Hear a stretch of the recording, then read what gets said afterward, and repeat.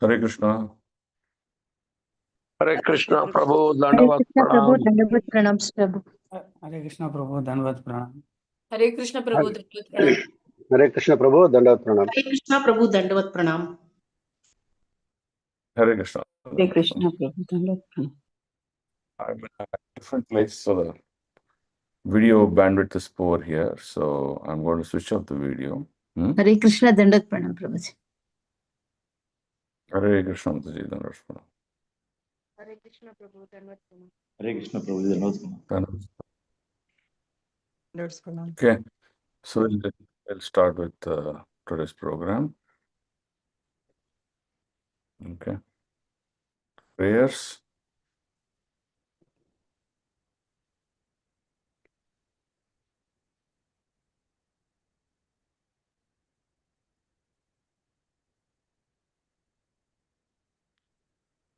Om Ajnanatimirandasya Jnananjanashalakaya Chakshurunmilitam Yena Tasmai Shri Gurave Namaha Shri Chaitanya Manobishtam Sthapitam Yena Bhutale Swayam Rupa Kadamahyam Dadadi Swapadandikam Vande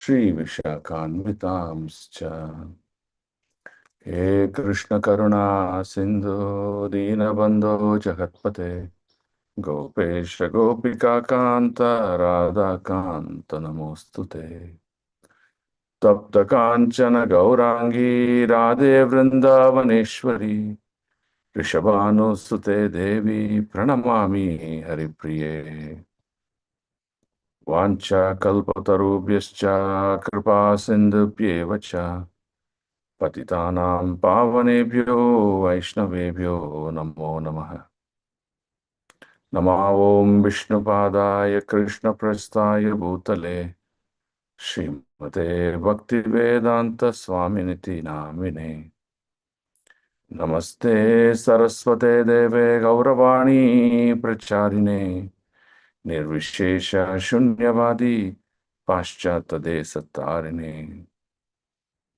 Jai Shri Krishna Chaitanya Prabhu Nityananda Shri Advaita Gadadhara Srivasadi Gaurabhakta Vrinda Hare Krishna Krishna Krishna Hare Hare Hare Rama Rama Rama Hare Hare.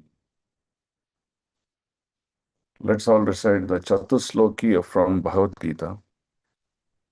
Aham sarvasya prabhavo matta sarvam pravartate iti matva bhajante mam bodhabhavo samanvitaha Machita madgata prana bodhayanta parasparam katayanta chamam nityam tushyanti cha ramanti cha tesam satatayuktanam bhajattam priti purvakam tata vibuddhi yogam tam yena mam upayanti te tesam yevana kampartam aham ajnana jamtamaha नाशयामि आत्मावस्थो ज्ञानदीपेन भास्वतः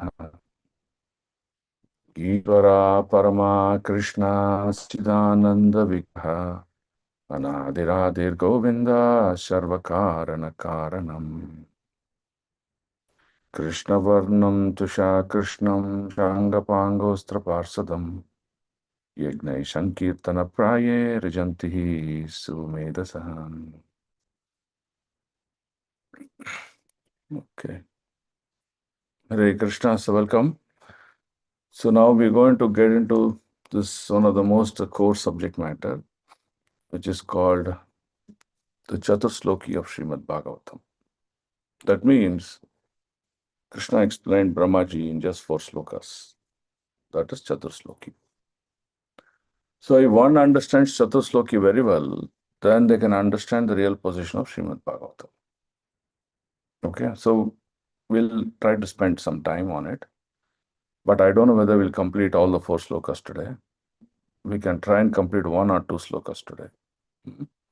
But we'll spend more time before getting to the sloka, understanding what is the Chatusloki in Bhagavad Gita, what is the Chatusloki in Srimad Bhagavatam, what are they trying to give us that knowledge. Okay. So Chatusloki from Srimad Bhagavatam is from chapter 10, text 8, 9, 10, 11. Okay. And Chatusloki from Srimad Bhagavatam is Canto 2, chapter 9, text 33, 34, 35, 36. These are the 4 slokas. The 9.31 and 9.32 becomes prelude. Prelude means giving some base information before going into the deeper aspect of Chatusloki. Okay. Is my voice, audio, everything very clear? Clear, Clear, Prabhu. Prabhu. Very good. So now let's read 9.31. We'll read 9.31 and 9.32.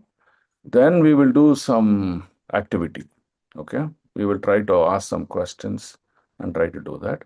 After doing that activity, we'll go back to 9.33 and then we'll recite the first sloka of Chatusloki. Okay. 9.31.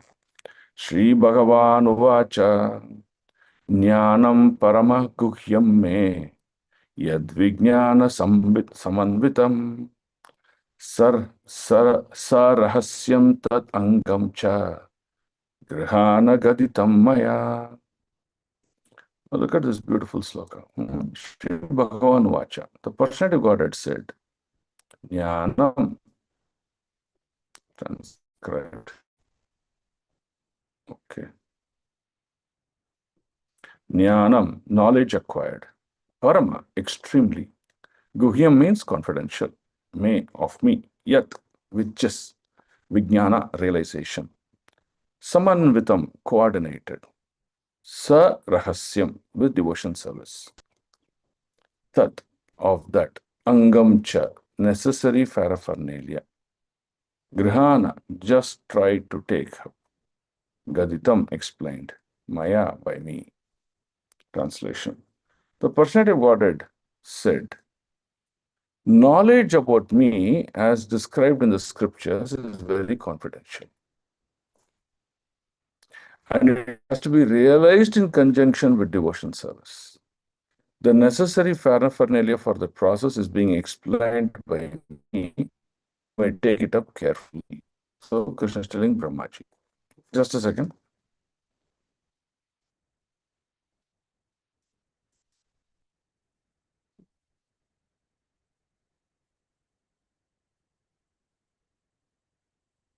So look at the key words here. So knowledge about me. So now here is my first point. We want to build a relation with person.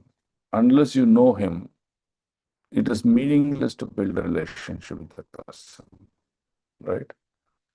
So the point is to build a relationship with the person, you need to know him. Now, you may build a relation with anyone today in this world, but you have to build a relationship primarily with someone and secondarily with many people. That's the point here. Okay. So who's that primary that I have to build a relationship? And secondary, I can build. What is the difference between primary and secondary? Primary is a must, secondary is optional, because secondary can be many. And it can be optional. Why it is optional? It can be based on situation, can be based on certain need and requirement. That's all. But primary is our constitutional state, and we have to build a relationship. That's why. So hence, Krishna says, you want to know about me, as described in the scriptures, is very confidential. Why he uses the word confidential? It's because you cannot read a book like a novel. You cannot read any literature casually or, or in a competitive mode and then say, okay, I know all the subjects about Srimad Bhagavatam. Krishna says, I will never reveal. I lock the intelligence.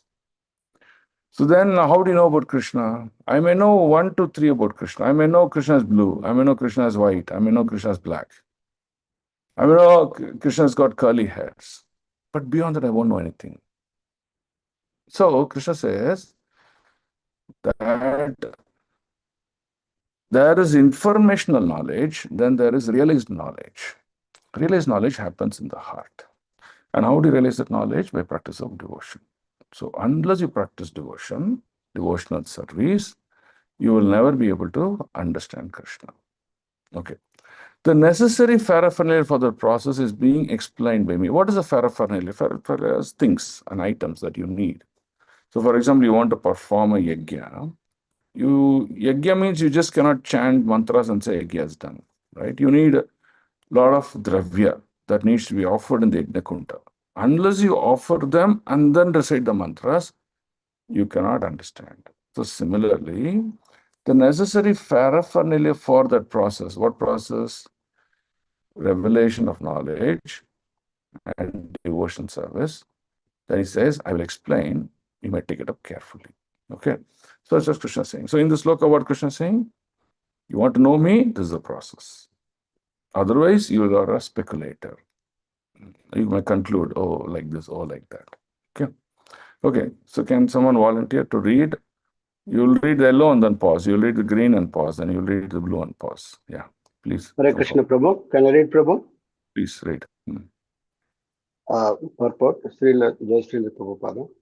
Lord Brahma is the topmost devotee of the Lord within the universe, and therefore the personality of Godhead replied to his four principal inquiries in four important statements, which are known as the original Bhagavatham in 4 verses. These were Brahma's questions. Number 1, what are the forms of the Lord, both in matter and in transcendence? Number 2, how are the different energies of the Lord working? Number 3, how does the Lord play with his different energies? Number 4, how may Brahma be instructed to discharge the duty entrusted to him? Hare Krishna. Yeah. So there are 4 questions that Brahmaji is asking and Lord is trying to answer. What's the first question? What are the forms of the Lord, both in matter and in transcendence? Is there a difference? That means when Lord come to material world and Lord is in the spiritual world, is there a difference in his forms? Is there a difference in his rupa? That's what they're trying to ask you. First question is asking. Okay. Now he is differentiating. Second question is asking is, what are the different energies and varieties of the Lord? Okay, what sort of energies he possesses? And what are the strength of these energies? Right. So first he's asking the qualitative aspect of these energies. Many energies are there with the Lord. Okay, what are those?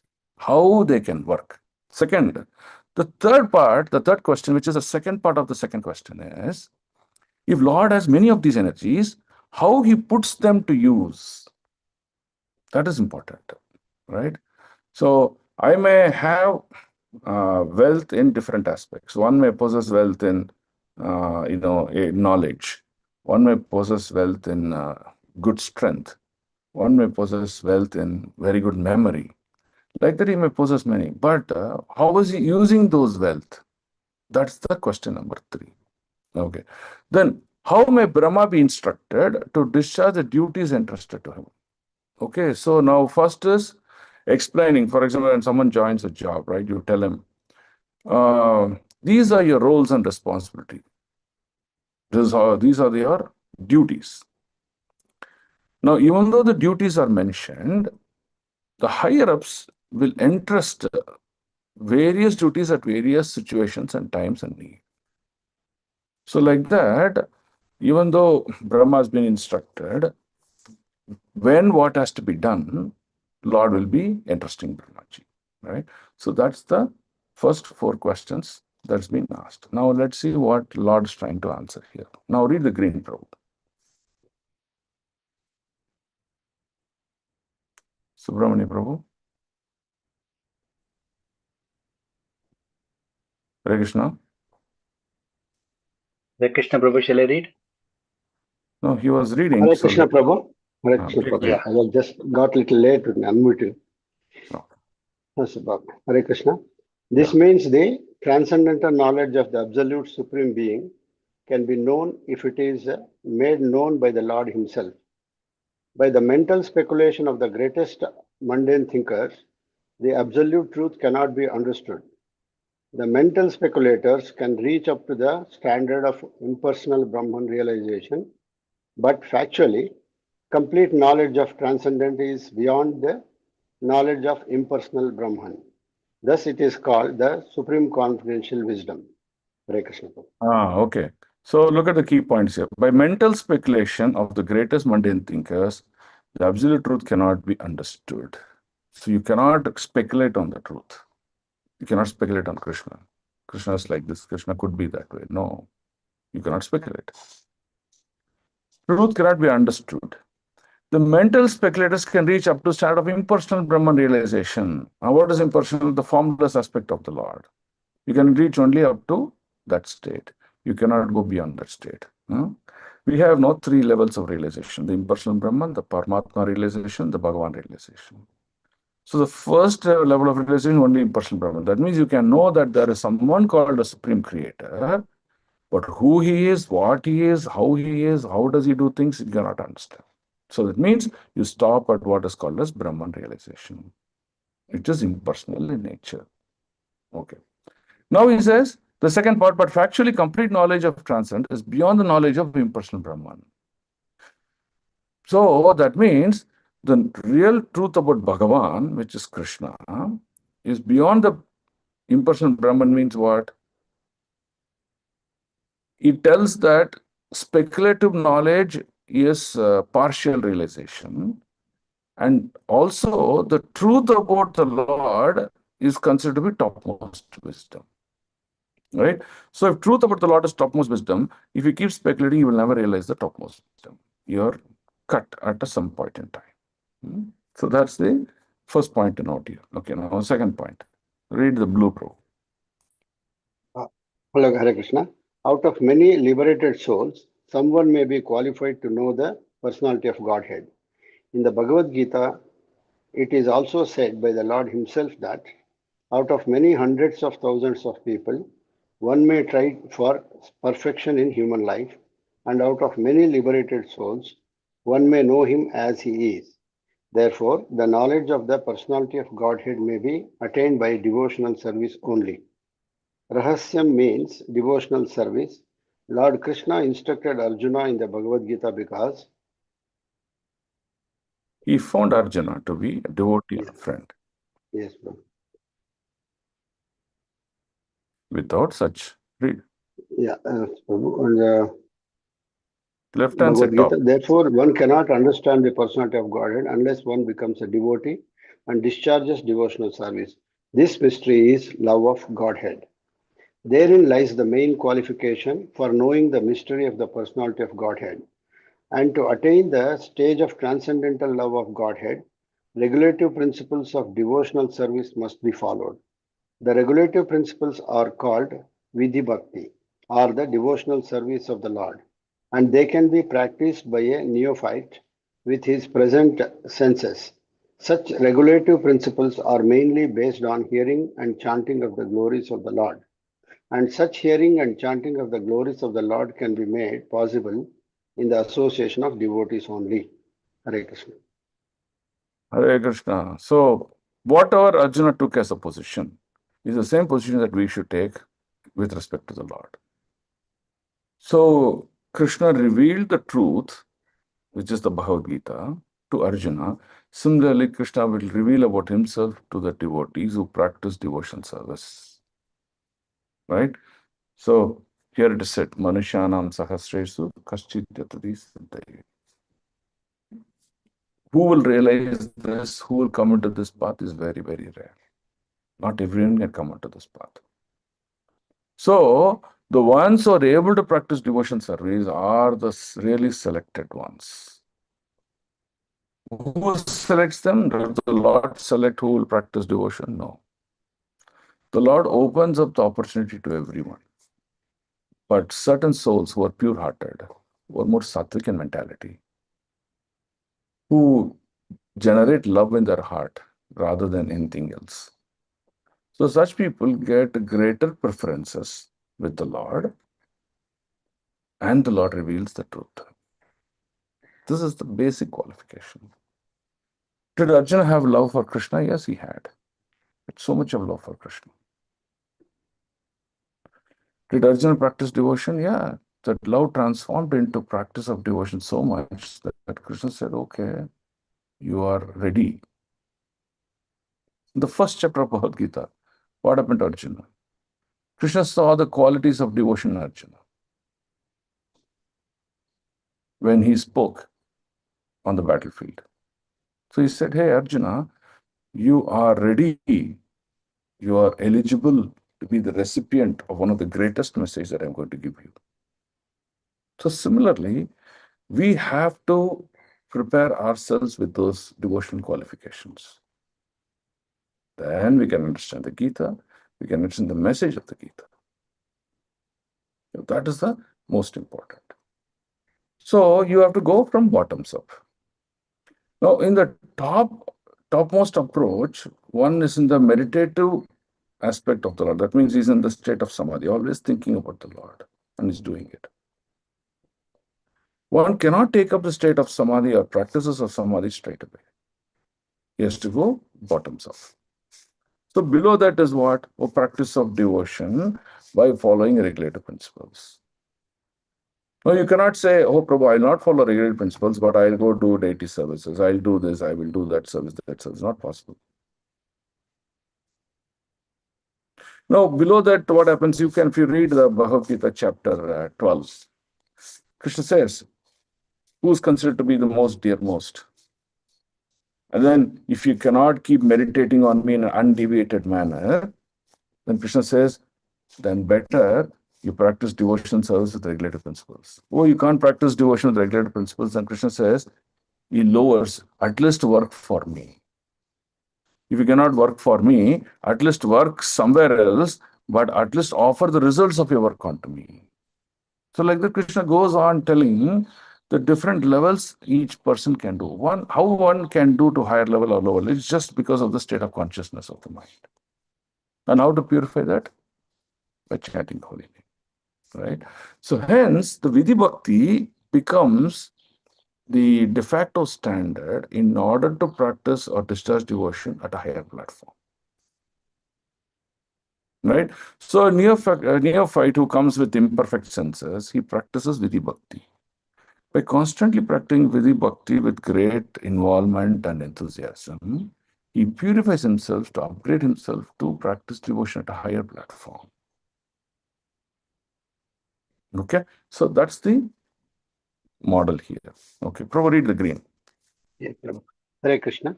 Lord Chaitanya therefore recommended 5 main principles for attaining perfection in the devotional service of the Lord. The first is association with devotees, hearing. Second is chanting the glories of the Lord. Third, hearing Srimad Bhagavatam from the pure devotee.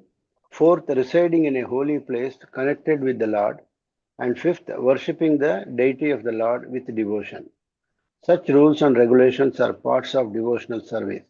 So, as requested by Lord Brahma, the personality of Godhead will explain all about the 4 questions put forward by Brahma and others also, which are parts and parcels of the same questions.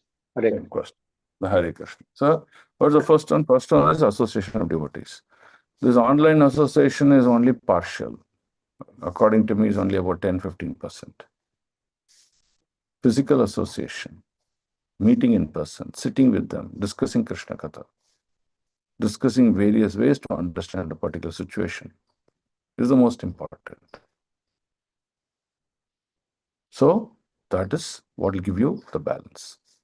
Second is chanting of the glory names. Chant names of Krishna with lot of devotion. Don't do it as a matter of duty that I have to finish my 16 rounds. Do it with devotion. You do 1 round with devotion, the effect is so much than someone doing 32 rounds and 64 rounds of chanting with no devotion. So chant with devotion. Read Srimad Bhagavatam regularly and hear from advanced practitioners. Srimad Bhagavatam. Regularly hear them from advanced practitioner and also read Srimad Bhagavatam. Srimad Bhagavatam must be read in two methods. First method is self-reading. You should read alone without any disturbances. Phone switched off and no one to disturb you. Choose a time. Don't allow your mind to keep on, becoming virulent. Virulent means very agitated. All the time thinking, oh, I have to do that, I have to do this. Can I finish this? Can I finish? No. The mind must be put into the state of calmness with zero disturbances and give that time for Krishna. And that time you read Srimad Bhagavatam. So you read Srimad Bhagavatam alone first, and the same topic you read Srimad Bhagavatam with the association of devotees. That leads to perfection of understanding of the subject matter. Fourth, residing in a holy place connected with the Lord. So holy places are like Vrindavan, Mayapur, Puri, all these places, Dwarka and things like that. But the problem is how many of us can be accommodated in those places? How many of us can be, brought into such places? So hence what it is said, the Shastra, wherever you live, you make that place as Vrindavan. Wherever there is recitation of Srimad Bhagavatam, wherever there is worship of the deities, wherever there is worship of Tulasi, wherever there is discussion of Krishna Katha, becomes Vrindavan. So make that mood of Vrindavan in the place that you live and practice. And practicing is, and the last is worshipping the deities with devotion. So when such things are followed, Krishna says, result is guaranteed. Result is guaranteed. I will reveal myself to you. Okay. So is this prelude very clear to all of you? Third one. Yes, Prabhu. Yes, Prabhu. Any doubts? Okay. This is most important. The one that I've highlighted in green here is most important. Please cut this and paste it somewhere and then keep seeing that all the time. Okay. Let's go to sloka number 32. This is another prelude. Yavan aham yata bhavo yadrupa guna karmakah tataiva tattva vijnanam astu te mad anugrahat. Look at this beautiful sloka. Translation. All of me, that is every aspect of Krishna, namely my actual eternal form, which is Shama Sundara and two-handed, and my transcendental existence, that means the abode, the Vaikuntha planets, and transcendental color, that is the bluish, grayish, that color of the Lord. Not color of the Lord just in Shama Sundara, but including his avatars. For example, when he came as Balaram, his color was different. When he came as Narsingha, his color was different. When he came as Lord Ram, his color was different. That means understanding the colors of the Lord at various situations. Then qualities of the Lord, the transcendental activities of the Lord. Let all be awakened within you by factual realization out of my causeless mercy. This is the Lord giving blessings to Brahmaji. That means Brahmaji is now revealed about the Lord completely. Still, even though the Lord is revealing, it was to, you can consider it as to a large extent, but it's not 100%. Okay? So 100% is a relative proportion to devotion. Ye yata mam prapatyate tam stataiva bhajamiham. So, the revelation of the Lord will be according to one's level of surrender and devotion. And he says, let all be means all my transcendental qualities, activities, my place, my dham, my activities, everything, let be awakened within you, that means in the heart, by factual realization. Out of my causeless mercy. That means these things can be revealed by the Lord only by when Lord wishes so. If the Lord doesn't wish so, you may stand upside down for many, many yugas, still Lord will not reveal. This is the point here. So that means people who perform other yoga systems, right? In other yoga systems, you see, Krishna is not the absolute center of one's life. So hence you see, the realizations in other yoga systems are very partial or very slow, highly time consuming. It may take many births to come to the realization. Hence, bahunam janmanam ante jnanavan mam prapadyate. That's the point here. So now what we need to do, practice of devotion bhakti yoga with a lot of involvement gives you very quick, swift results. Okay. So now can we request one Mataji to read? Hare Krishna, Okay. Prabhuji. You want to Can I read? read? Yes, Okay, Prabhu. read Mataji. The secret of success in understanding the intricacies of knowledge of the absolute truth. The personality of Godhead is the causeless mercy of the Lord. Even in the material world, the father of many sons discloses the secret of his position to the pet sons.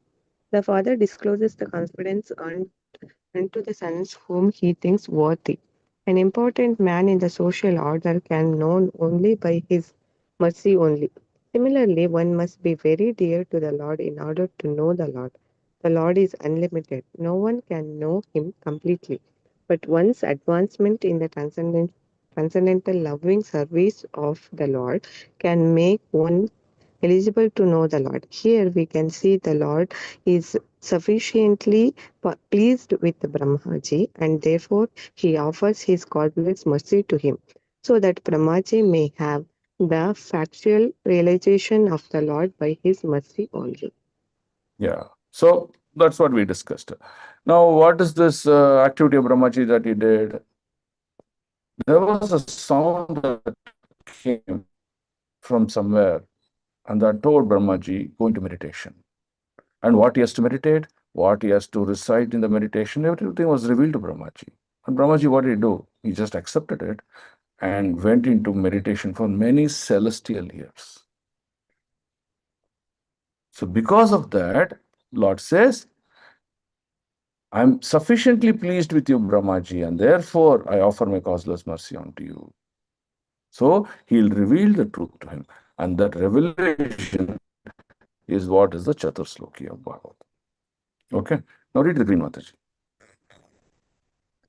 In the Vedas, it is said that person cannot know the absolute truth personality of Godhead simply by dint of mundane education or intellectual gymnastics. One can know him, one can know the personality truth if one has unflinching Faith. Faith in a bona fide spiritual master as well as in the Lord. Such a faithful person, even though illiterate in mundane sense, can know the Lord automatically by the mercy of the Lord. In the Bhagavad Gita also it is said that the Lord reserves the right of not being exposed to everyone, and he keeps himself concealed from the faithless by his yoga maya potency. To the faithful of the Lord reveals himself in his form, quality, and past tense.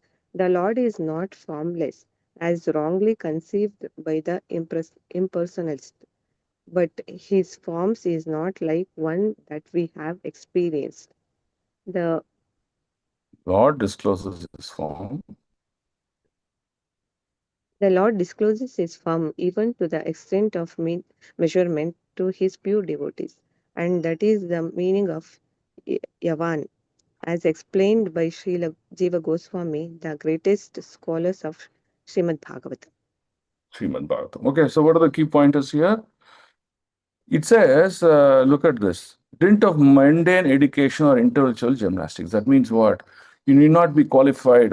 Oh, I have to study in America. I have to study masters. I have to study my PhD in order to know the subject matter. No. No mundane qualifications required. What is required? Unflinching faith on the Lord, on the Creator. Unflinching faith on the Lord and His instruction. If that one possesses and is able to practice devotion with these two important things, he will be successful. Srila Prabhupada, when he went to the US, initially he had challenges, but eventually he succeeded, and his success was phenomenal. When Prabhupada was asked, what is the real success behind, the worldwide ISKCON movement that you've created? He said, the faith in the instructions of the spiritual master and the shelter of the holy name. These are the two things he said. What he said? Faith in the instruction of the spiritual master and the mercy of the holy name. And that is what made the success. Now look at here. One can know the supreme truth if one has unflinching faith in the bona fide spiritual master as well as in the Lord. What Srimad Bhagavatham says, what Prabhupada said in his real life. Both the same. Such a faithful person, even though illiterate in mundane sense, Prabhupada was not like a PhD or anything like that. He was such scholarly, no. But he was scholarly in the subject matter of Srimad Bhagavatam. That's why he was awarded the title Bhakti and Vedanta. Bhakti means what? Practice of devotion. Vedanta means what? Veda Anta.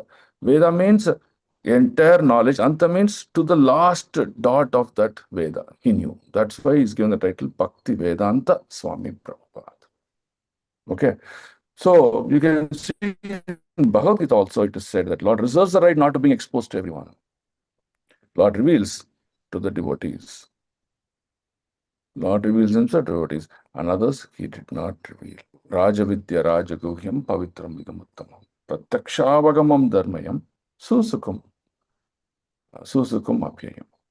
So you can see he keeps himself concealed from the faithless by his Yogamaya potency.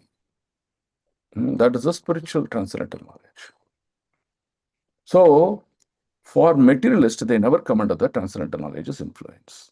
For devotees, they always come under the influence of the transcendental knowledge. So that is the power of devotion, right?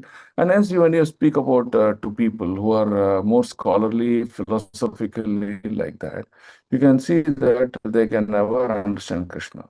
Their talking about Krishna will be very superficial.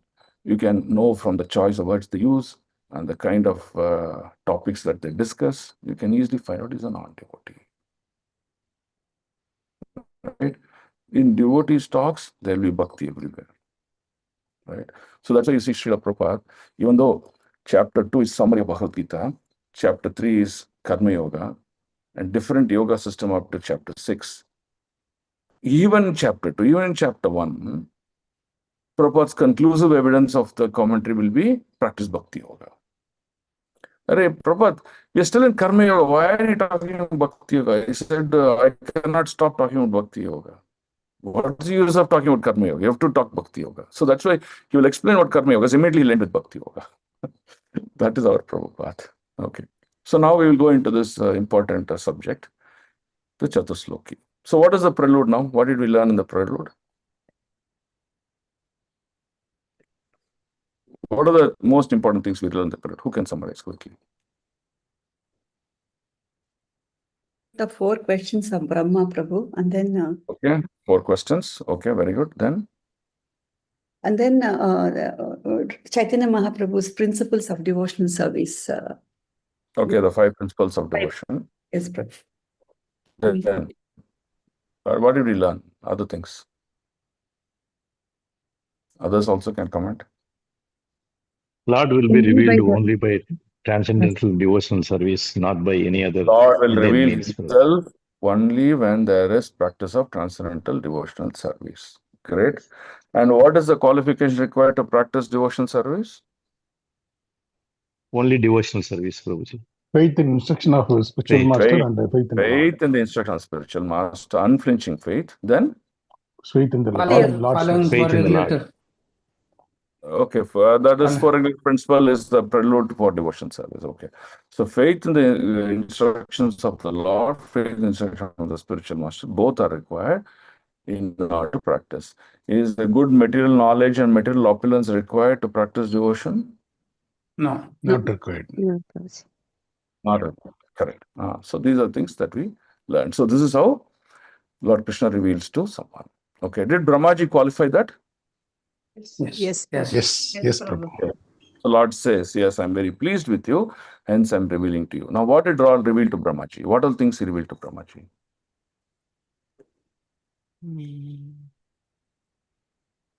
What did he reveal to Brahmaji?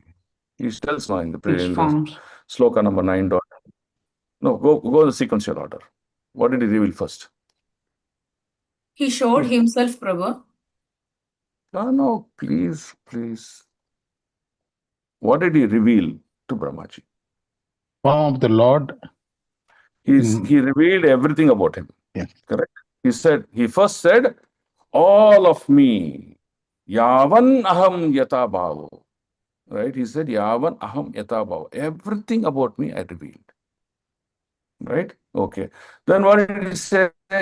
Yad rupa. What is yad rupa? Form. Forms. Yad guna. Qualities. Qualities. Yad karmakaha. What is yad karmakaha means? Past tense. Activities. Transcendental activities. Okay. So he revealed everything to Brahmaji. And hence Brahmaji came to know, oh, this is what you are. Now I know that you are a person, you are not formless. That's the biggest conclusion that Brahmaji did. Okay. Okay, so now, we'll read the sloka of 33, then we will come to our conclusive evidences. Okay. Let's read 33 first. Okay. 9.33.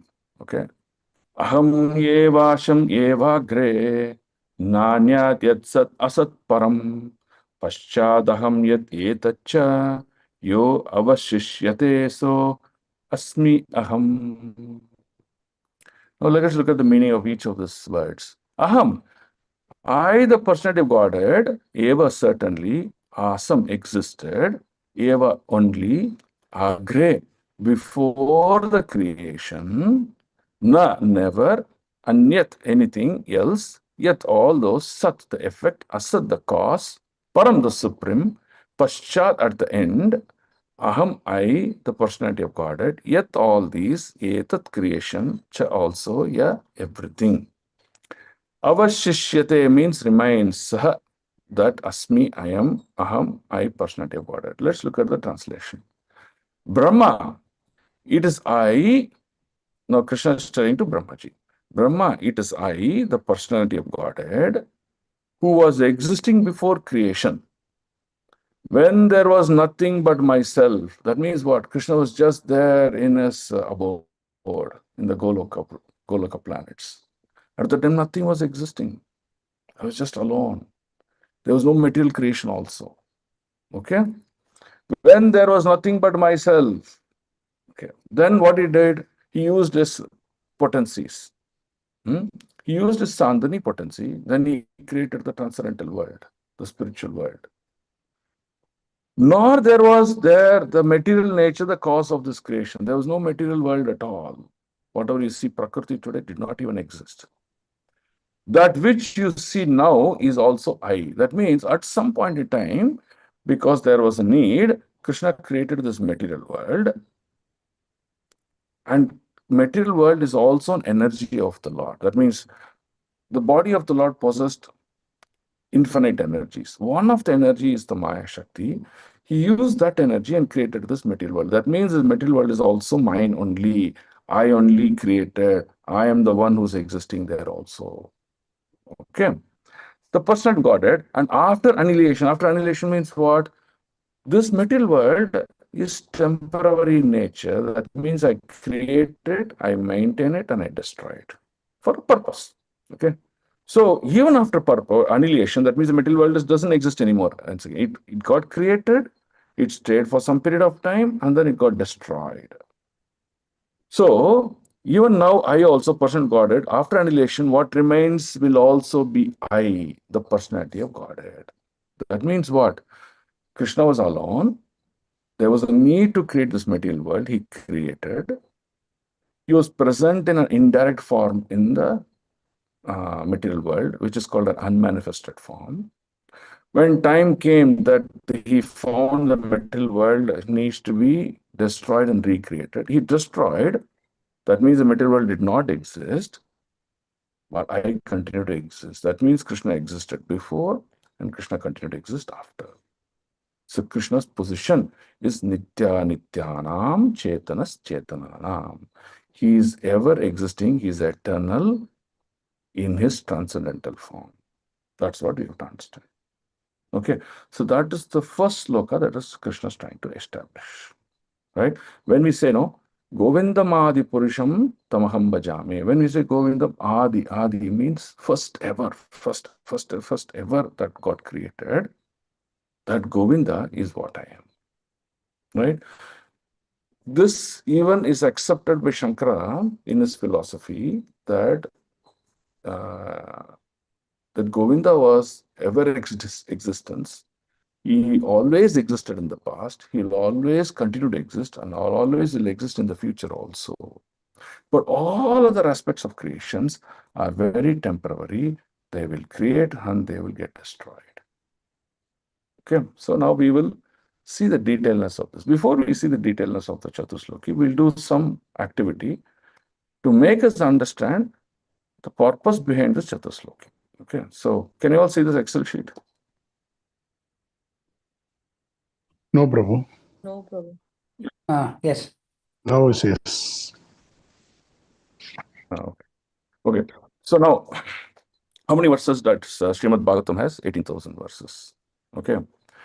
So the 18,000 verses, philosophical essence. That means what? So for example, if I take 100 units of sugarcane, what I do? I crush them. After crushing them, I get the juice. What I did? I started boiling the juice to make concentrate. And finally, I got the concentrate of the entire 100 sugarcane canes into a small cube in my hand. That is called the essence of these 100 sugar canes in front of me. So similarly, Srimad Bhagavatam has 18,000 verses, and there's a heart for each of this verse. And that heart is the Chatusloki. So the entire philosophical essence in a nutshell is Chatusloki. Okay? And who spoke this Chatusloki? In the Bhagavad Gita, Krishna spoke to Arjuna. In Srimad Bhagavatam, Krishna spoke this to Lord Brahma. Okay? So what is the difference? What is the difference between the message he spoke to Arjuna and what is the difference between the message he spoke to Brahmaji? So we will see that now. Okay. Now, I will write, there are 4 aspects in this one. So it is 2.9.33. Okay. And 2.9.34, 2.9.35, 2.9.36. Okay. So what is 2.33 we read in the translation? It says, I am the one who existed before, I am the one who will continue to exist in the past. Okay. So we can understand that the Lord is the cause of all causes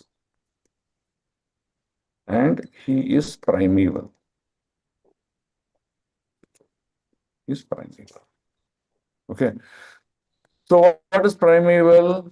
Okay. Is my letters. Okay, let me make the letters bigger.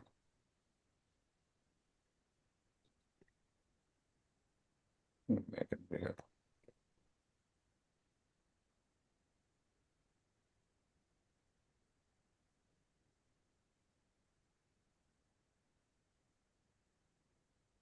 Okay. Let's make this.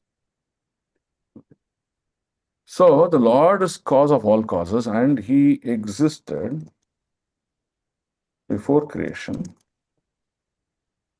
and after annihilation. Right? So why he does that? Why he does creation and why he annihilates? That means he gives a period of what is called as a window period, time period. And during that time period, he is telling that there's an opportunity for all the living entities. Opportunity, what opportunity? To build a relationship with the Lord. What is the relationship? All the living entities are within his womb. He is in the Garbha. So when creation happens, Lord is giving all the living entities an opportunity to come out and perform devotional activities. By devotional activities, they can realize Krishna, they can build that relationship with Krishna, and they can perfect their life. So hence, this is called Sambandha. This is the real purpose of this sloka. Is this sloka clear? Is the understanding clear? Yes, Yes, Prabhu. Prabhu. Yes, Prabhu. So, okay, what does he, okay, before we write, now 34, 35, 36, we'll do later. Okay, now we'll talk about this. So by this relationship, what is he trying to establish? What do you think the Lord is trying to establish? Okay. The Lord is supreme. And what else? He is present all the Lord time. is, We are no, the he's self, personal. and He's we are. personal. He's got a roof. He's got a personal. Okay. Then what else? He is eternal and present all the time. No, and gives opportunity for us to perform our devotional activity. Right? Now, let's assume you are not given a window to practice. You may complain, oh Lord, you're telling, unless you practice devotion, you cannot get liberated. But where is opportunity for me? If you're not existing in front of me, how can I practice devotion? If Archa Vigraha is not in front of him, how can I offer him vastra? How can I offer him pushpa? I cannot do that. So, he is the supreme and he is personal and he gives us an opportunity to perform devotion. Okay? Okay. Now, second, the Lord is simultaneously one and different.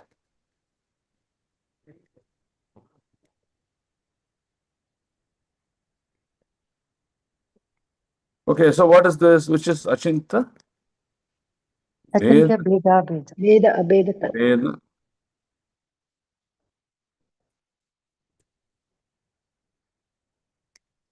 Achinta Veda and Veda. Oh, it's not typing. Okay. So Lord is saying he is Achinta Veda and Abheda. Where did he say that? In the first sloka we read, Lord said that. How did he say that? How did he say he is simultaneous one and different? Which part of it you can conclude that? The Lord was alone with all his energies. He, by the need, created the material world. Still, he was aloof. Aloof means what? He is away from it. He may be present within it in an unmanifested form, but in this personal Bhagavan form, he was away from it. So that means you see, simultaneously present and simultaneously different, one and different, right? Hence, in the material creation, Lord demonstrates Achinta Veda, Aveda philosophy. And this is the philosophy that Chaitanya Prabhu taught us. Okay. So now we talked about knowledge, right? We talked about informational knowledge and realization knowledge, right? We talked about these two.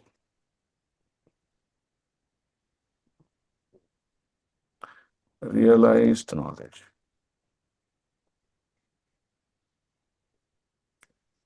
What is the difference between information knowledge and realization? What is the purpose of realized knowledge? So purpose of realized knowledge is to understand our eternal relationship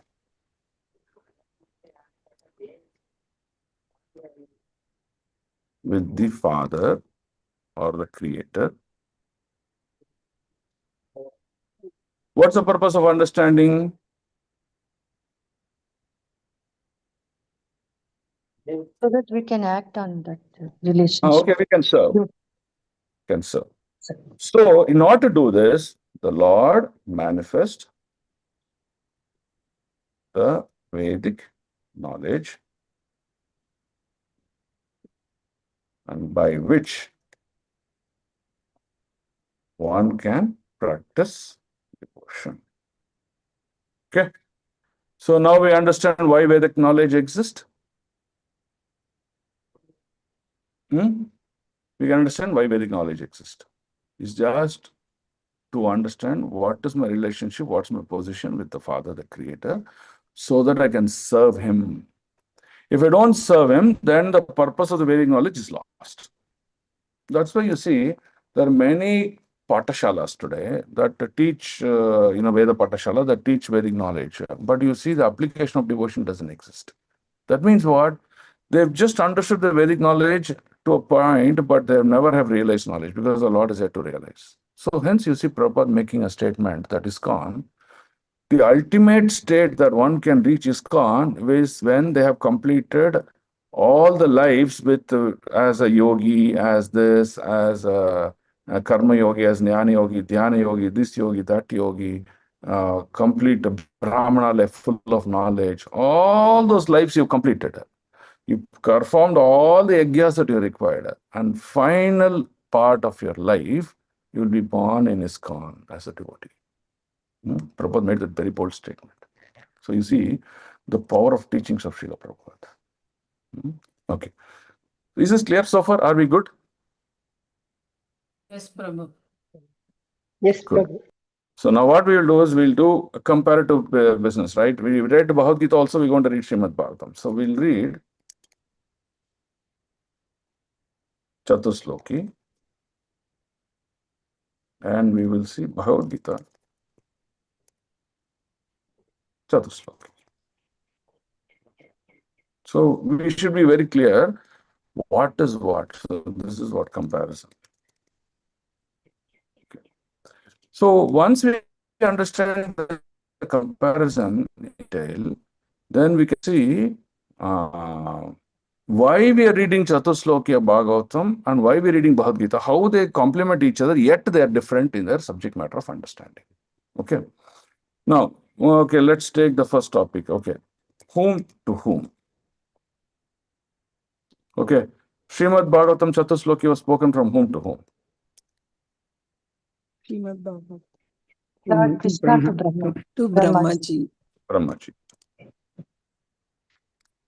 Okay. Then Bhagavad Gita Chatusloki was spoken? To Arjuna Prabhu. Arjuna.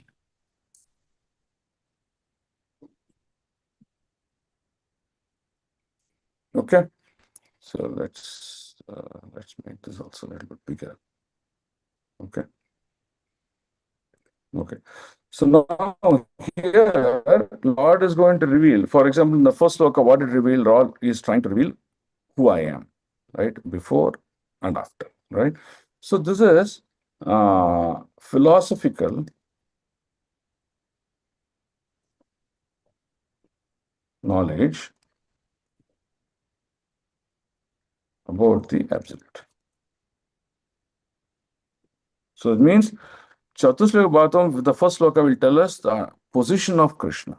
Okay, but what did Chatusloki of Bhagavad Gita tell? First Krishna said, Aham sarvasya prabhavo matta sarvam pravartate. Then what did he say? He said, Machita matgata prana. That means devotees know that I am supreme.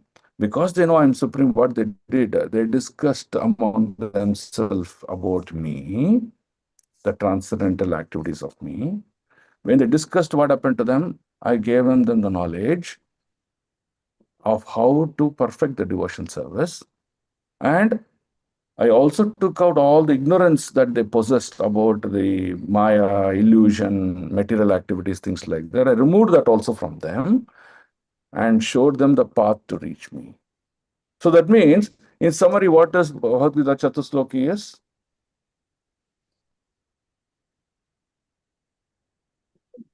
Devotional process and how to accomplish that.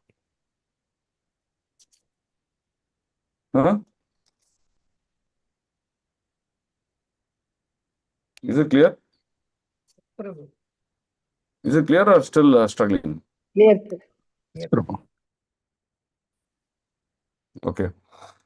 Okay. So then what is the, so this Tattva practice. So then in Tattva practice also, you can see that Lord is talking about his position. Before, during, and after creation, after annihilation.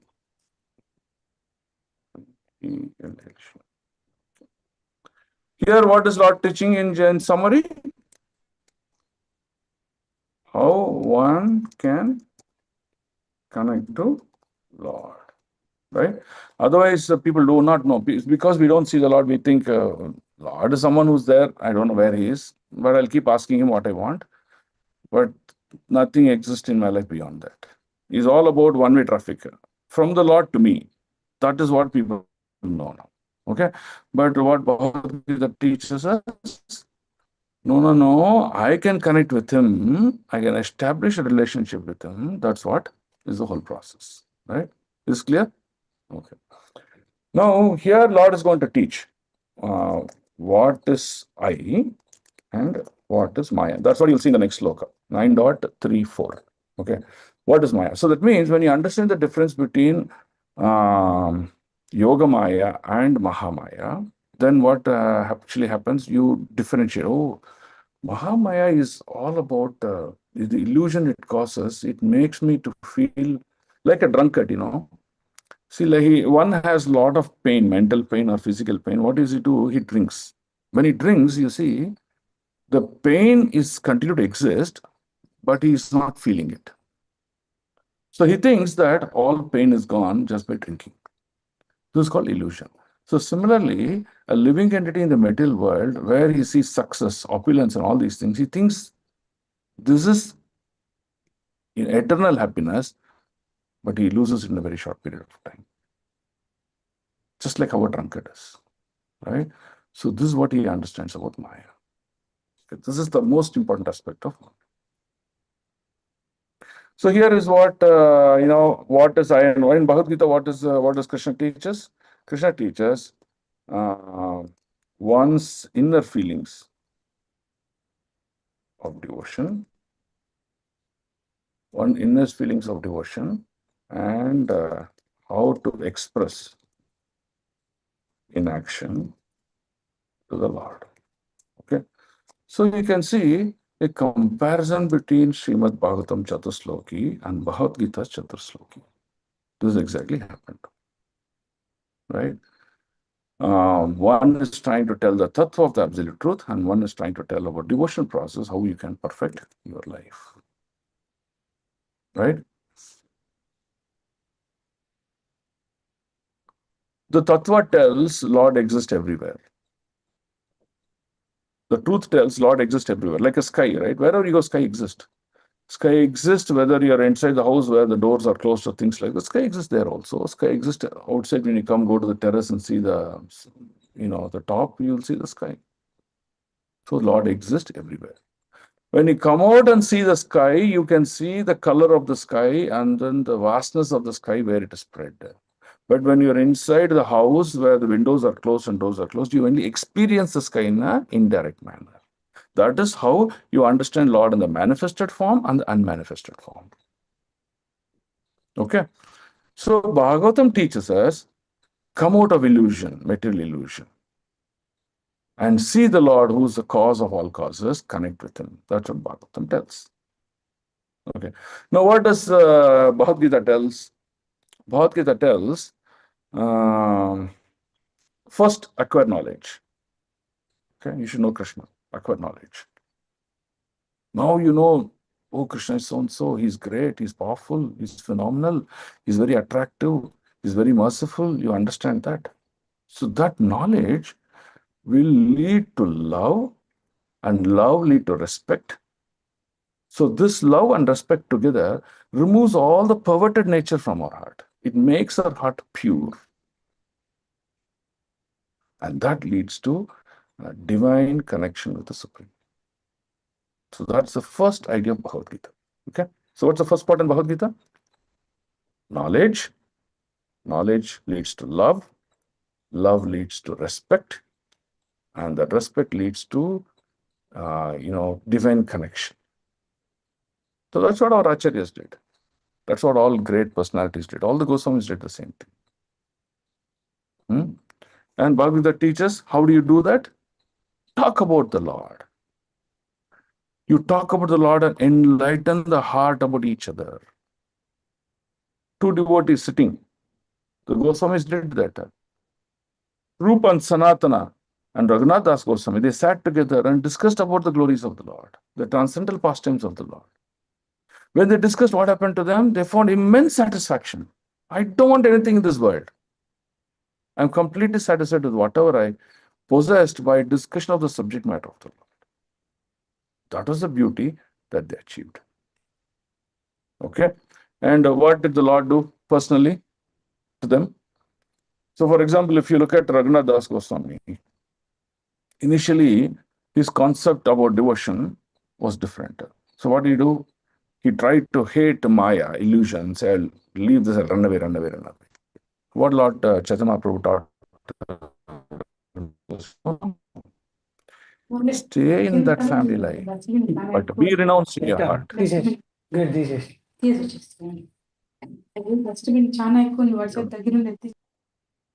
Yeah. Do not speak. If you want to speak, you mute yourself and speak. Okay.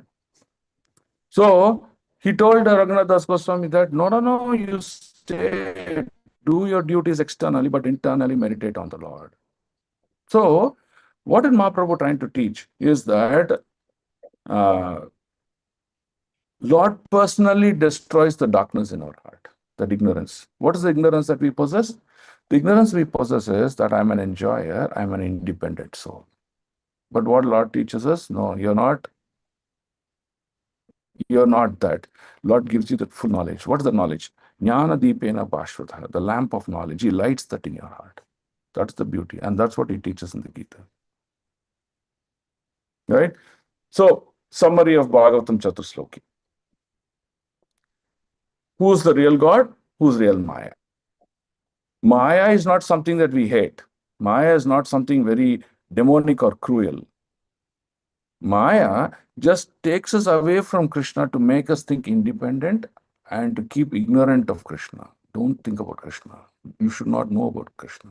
So Maya keeps you secret away from Krishna. So Bhagavatam Chatusloki teaches us the clear understanding to difference between absolute truth and Maya. What does Gita Chatusloki teach us? It is like an engine, right? Powering engine. An engine which powers the train. Practice of devotion powers one's consciousness. Once consciousness is powered, then what happens? He feels the presence of the Lord in his life at every moment. And he reaches his destination, the lotus feet of the Lord. So this is the two differences between Bhagavad Gita Chatusloki and Bhagavatam Chatusloki. So now what we shall do, we shall go and analyze the sloka in more detail. Okay. So we'll spend another 5 to 10 minutes in reading some purport of it. It's all the 4 slokas, the purports are very, very long. It runs into pages. So I've collected the highlights and we'll only discuss that. So about 5 to 10 minutes, we'll spend time on the first sloka and we'll understand the position of Brahma, position of Lord. Okay. Can someone read the purport now, the yellow highlight? Hare Krishna, Prabhu. Can I read, Prabhu? Yeah, read. Yeah. Hare Krishna.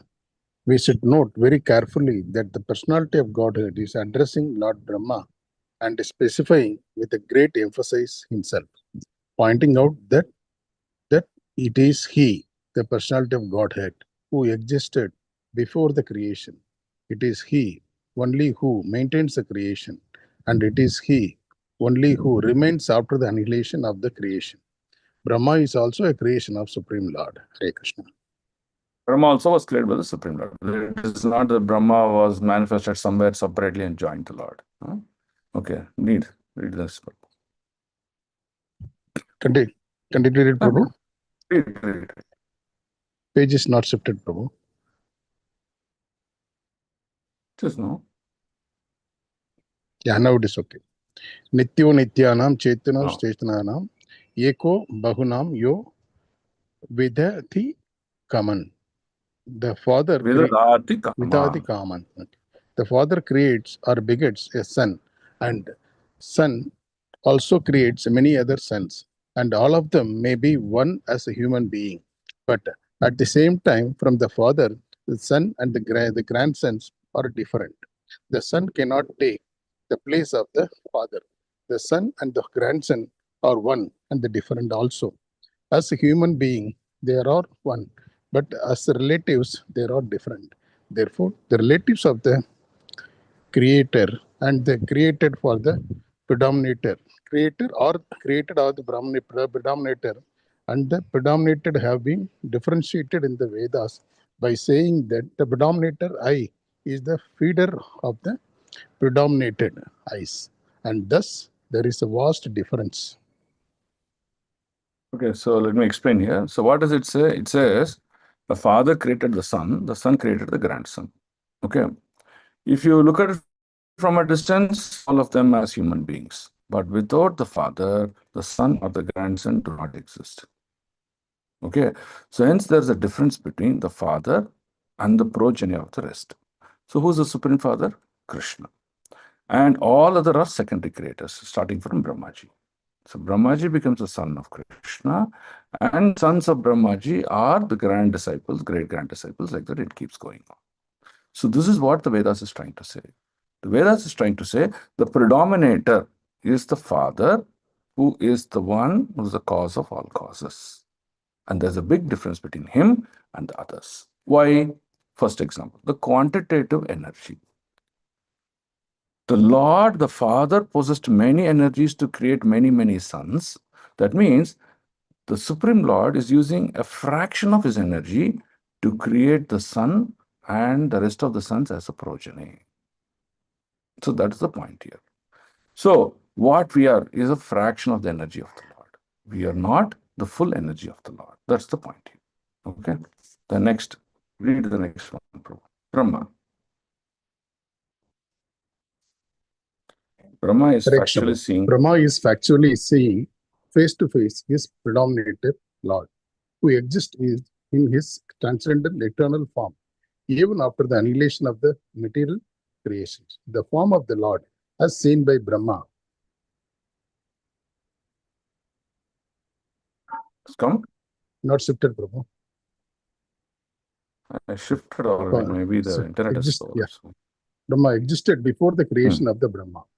And the material manifestation with all the ingredients and the agents of material creations are also energetic expansion of the Lord. And after the exhibition of the Lord's energy comes to its close, what remains is the same personality of the Godhead. Therefore, the form of the Lord exists in all circumstances of creation, maintenance, and annihilation. So what do we understand, conclude out of here? The Lord is Nitya Nityanam. He is eternally existing. At some point in time, let's say noon time or the evening time, the morning time, some point in time, Lord says, okay, I have so much energy, let me do some activities. So one of the activities of the Lord is to create this material world. And he creates this material world. He performs great leelas and performs many things. After the whole thing is done, he shuts down this material world and then goes on with his personal activities. This is the point you have to understand. So hence, in all circumstances, the Lord continued to exist before creation. Lord continued to exist after annihilation also. So this Mahamaya, this material world, becomes temporary in nature and acts in the hands of the Lord for a short duration of time. Okay, that's the conclusion. Now read the green pro. Yes, the Vedic Hymns confirms this fact in the statement Vasudevo va idham agra asin na Brahma nacha Sankara eko Narayana asin na Brahma nesani, etc. Therefore, the creation there was none except Vasudeva. There was neither Brahma nor Sankara. Only Sankara Narayana. Yes.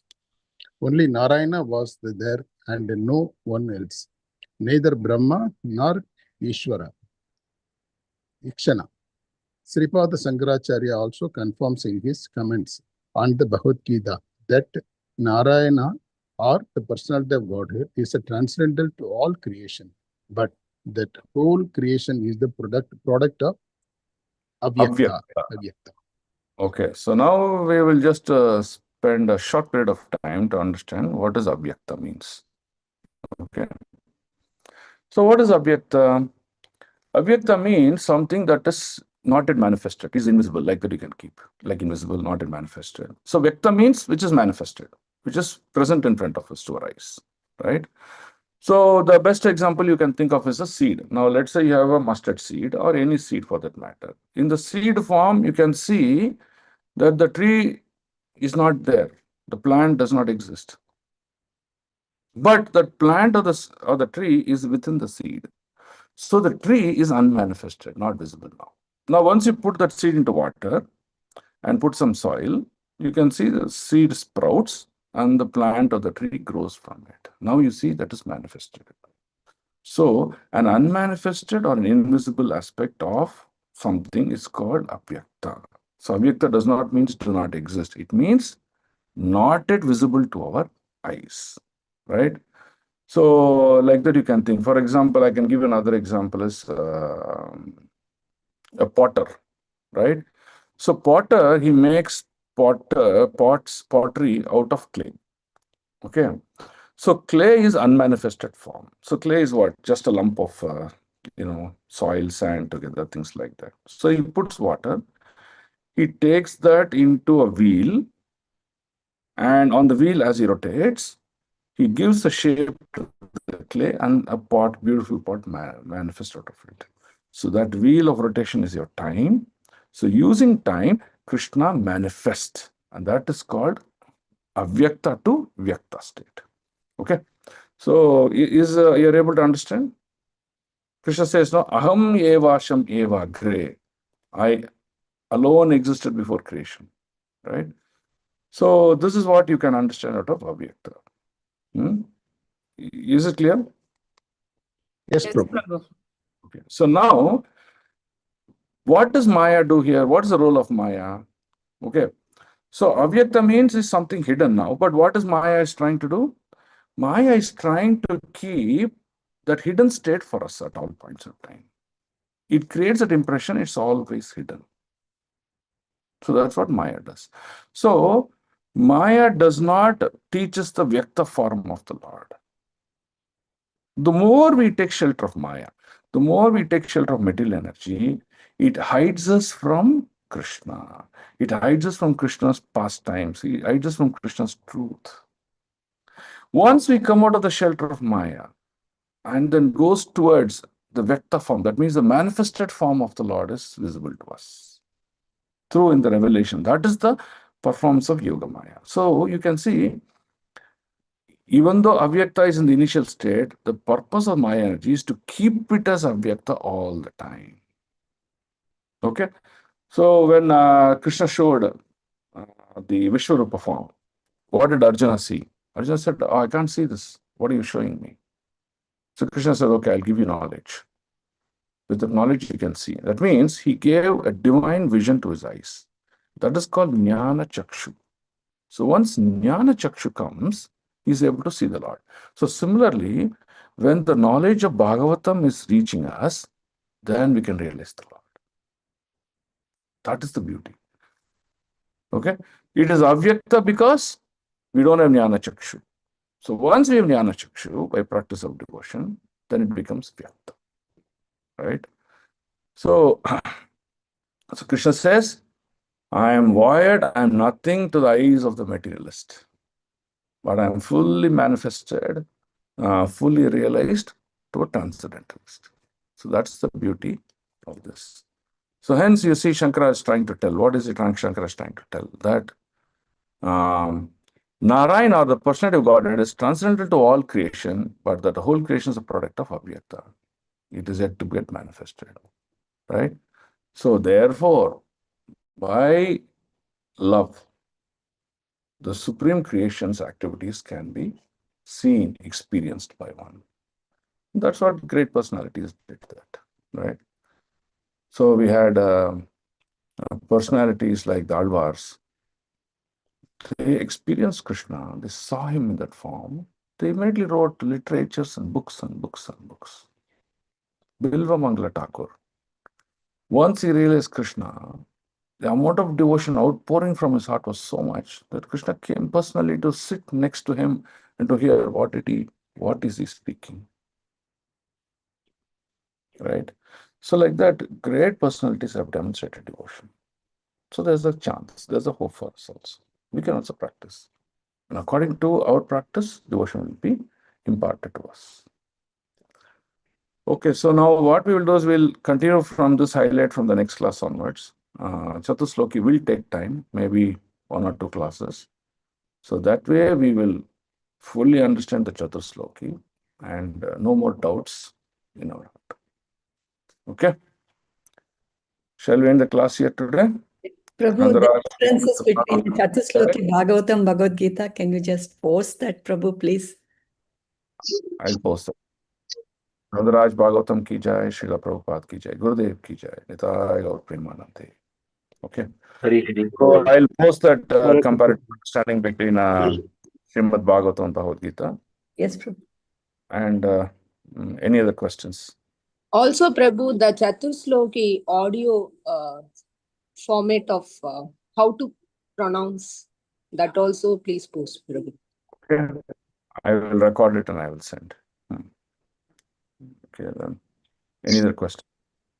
Prabhu, that means Was the understanding was understanding clear today in the class? What have you read? slightly. Yes, Prabhu. Yes, Prabhu. Okay, good. Yes, Shweta Mataji, you had a question. Prabhu, that means there is nothing avyakta. When we gain the knowledge through the Lord and Lord's devotees, we understand there is nothing avyakta. Everything is vyakta in the seed form, no, Prabhu? Correct. So that means even in the material world, since it's created by Krishna himself, you can see the Lord, you can experience the Lord, right? And that's Hare the Krishna, beauty. Prabhu. Yes, Prabhu. Prabhu, I have a small question. See, we were all in the Garbha of Vishnu before creation. And he has created and he creates and he annihilates, bringing us out in the process of creation, putting us into the rigmarole of a strict repeated regimen of Punarapi Jananam, Punarapi Maranam. Why all this activity is required? If we are allowed to be there in his Garbha without creation, we would have been silent and happy there. Yeah, so Prabhu, very, very simple. You're an auditor by profession. Yes, Prabhu.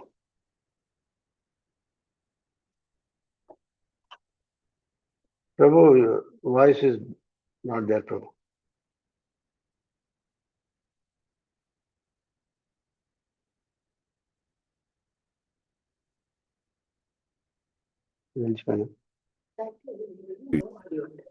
Correct, Prabhu. We are not audible, Prabhu, from your side.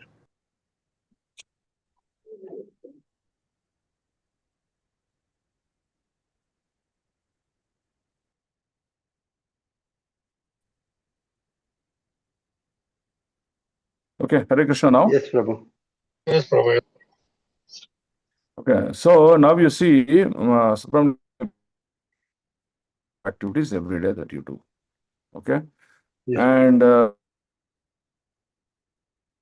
people that you meet, and there's so much of variety is there now. Okay. Yeah. Now, what will I do, Prabhu? Is I'll put you into a room, okay, with no. Prabhu, your audio is not there, Prabhu, correct. I think we can now. It's breaking, Prabhu. Why audio is breaking?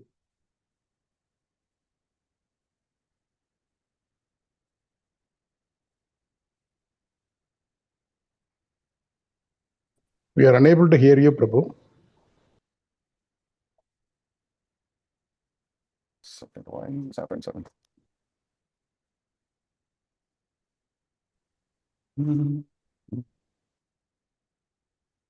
Okay, now is audio Yes. clear? Yes, Prabhu. Now voice is clear, Prabhu. Okay. Now I took the example of that Subramanian Prabhu has, as a profession, he's practicing many things and he's doing a lot of activities. Okay, you're meeting many people, you're eating varieties of food, you're doing so many things. Yes. Now let's assume I put you into a room with no activities, only one item of food all the 3 times and all the 30 days. What will you do? And you can't see anyone, you can't speak to anyone, no activities, you have to just sit in one posture inside that room. What will you do? We would like to look for different activity and variety. Huh? Come out of the room. You come out of that room. Yes. Yeah. Right? So the same way you're in that Garbha, not doing anything. But what are you? You're full of your Sachidananda Vigraha. You're always in the Ananda state. You're always doing so many activities, so many doing things. So how can you be confined to something which you are not is your constitutional state? So that's why Lord gives that chance to you. But If you put, yes, Prabhu. so if you put into that zero state all the time, you'll go mad. One. Second, your duty is to serve. But by being the Garbha, how are you serving the Lord? You are not serving the Lord. So both are not your constitutional states, and hence the Lord gets you out of this Garbha and gives you an opportunity. Does it help you? I have some more doubts, Prabhu. Next class I'll ask. Okay, Prabhuji. Right, Prabhu. Thank you. Hare Krishna. Hare Krishna, Prabhu. Prabhuji, Others? I have Hare one Krishna, question. Prabhuji. Dhanavad. Yes, Prabhu, you had a question? Ah. Prasad. Yeah, Prabhu, this Lord Brahma, does he Hmm. got full knowledge about Krishna? He's got only part of Krishna. See, let's assume full knowledge of Krishna is 100. We'll assume like that. Okay. Yeah. To the relative position of Brahmaji, he got his fullness. Okay, so what does that mean? So, for example, my stomach, I can eat 200 grams of rice. Okay. But in the warehouse, there are 100 tons of rice. Okay. So, my capacity is only 200 grams of rice I can eat. So, what I did, I got 200 grams of rice and I cooked and I fully ate. I'm fully satisfied. And I said, I ate all the rice, whatever I need. Okay. So, this is how Brahma's understanding of Krishna is. And this is what Krishna is. Krishna is that 100 tons of rice in the warehouse, whereas Brahmaji is that consumer of 200 grams of rice with possibility. That is his maximum potential, and he got that fully. Okay. Wonderful analogy, Prabhu. Very nice. Okay. Okay. Great. Okay. Prabhu, when we are comparing Srimad Bhagavatam to Bhagavad Gita, Prabhu, we can relate the shloka 7.2, Prabhu, of Bhagavad Gita, where it is giving the knowledge, both phenomenal and numinous, no, Prabhu, Jnana and Vijnana. So, Vijnana is the devotional service which we do. Jnana is realized knowledge. Yeah. Jnana is informational knowledge. Yes, Prabhu. Correct. Thank you, Prabhu. Okay. Hare Krishna, Prabhuji. Yes, Prabhu. Yeah, Prabhuji, one point you mentioned, which I found interesting, was you mentioned that Sri Krishna would be probably is in Vaikuntha, and one fine evening one afternoon he will come in the material world, enact his role, and he will go back. So can you kindly elaborate on that aspect? I found it interesting. I never thought of it that way. So could you? So now what is happening? You are in this material world and you got Shastric knowledge. Okay, I'm talking about one kind of personality who's just beginning to practice some devotion. Okay, he got Shastric knowledge. Okay, what Shastric knowledge? Oh, there's a creator and this is the quality of that creator. He's like this, he's like that. He got some knowledge. But that is still theoretical because you need to still experience it, right? Yes. So in order to give you this experiential, that is, practical experiential feelings, Lord himself manifests and comes down so that you can experience the Lord in reality. Okay. So it's like this. Every day you see the newspaper, Narendra Modi's picture. Every day you hear that, oh, he took this policy, he took this decision, he did this, he did that.